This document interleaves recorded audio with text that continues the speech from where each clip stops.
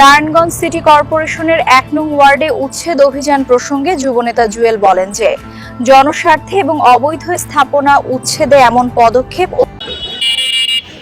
আমরা যে জনগণের ভোটে নির্বাচিত সরকার তার প্রমাণ আজকে আপনারা দেখতেছেন। এই সিদ্ধিরগঞ্জপুর গত 14-15 বছর মিনিমাম আরো ক্লাস হবে না, মিনিমাম 30-35 বছর এই সিদ্ধিরগঞ্জ পুলগারে অবৈধ দখল করে রাখছে। নির্বাচিত সরকার আসলে যে অনেক কিছু সম্ভব তার প্রতিফলন কিন্তু আজকে একমাত্র নির্বাচিত সরকার আসার কারণে আমরা আজকে এটা উচ্ছেদ করার জন্য সক্ষম হয়েছি। এটা কিন্তু ধারাবাহিক থাকবে। আপনারা আরো জিনিস খেয়াল করে দেখবেন, বিগত আমলে যিনি মেয়র ছিলেন আমাদের ওয়ার্ডবাসী খুব বিশেষ দিন ছাড়া উনাকে আমাদের মাঝে আসতো না বা দেখা যেত না।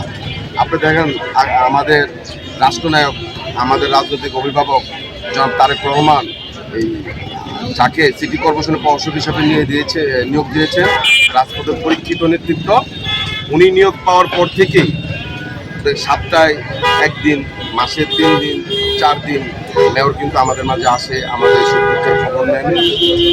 এবং যেই জনগণের ব্যাড ট্যাক্সের টাকার মাধ্যমে এই সরকার পরিচালিত হয়, যেই জনগণের ব্যাড ট্যাক্সের টাকার মাধ্যমে দেশের উন্নয়ন হয়, সেই জনগণ যেহেতু সেই উন্নয়ন উপভোগ করতে পারে, আমরা সরকার সেবা দিতে পারি, সেই জন্য কিন্তু আমরা জনগণের স্বার্থে এই উচ্ছেদ অভিযানে আজকে আমরা অ্যাটেন্ড হয়েছি। আপনারা যেটা খেয়াল করে দেখবেন, বিগত 3 থেকে 4 মাস ধরেই কিন্তু আমরা এই উচ্ছেদ অভিযান নিয়ে কাজ করতেছি।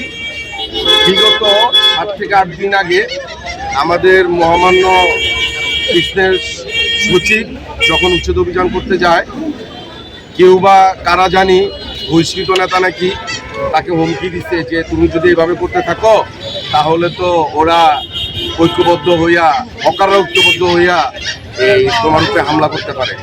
আমি তাদেরকে বলতে চাই, এই হকার ষড়যন্ত্র বা গুটিবাজি যে ষড়যন্ত্র, এই ষড়যন্ত্র মোকাবেলা করার জন্য এই ওয়ার্ডে যারা আমার হাত ধরে ছাত্র দলে আসছে, আমার ছাত্র দলের প্রিয় সহযোদ্ধারা এই নাও, ঠিক না?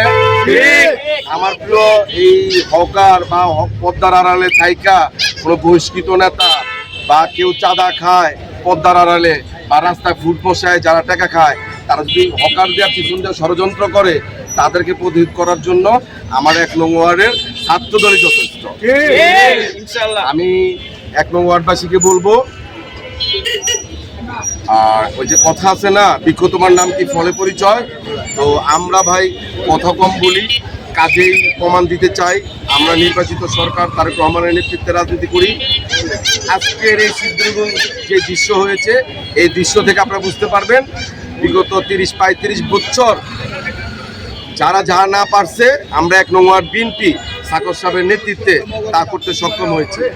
আপনারা 1 নং ওয়ার্ডবাসী যদি আমাদের পাশে থাকেন, ইনশাআল্লাহ আপনাদের জনসেবা ডে বাই ডে আমরা উন্নতির শিখরে পৌঁছে দিতে পারবো।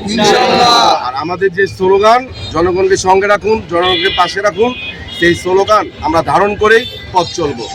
ধন্যবাদ সবাইকে।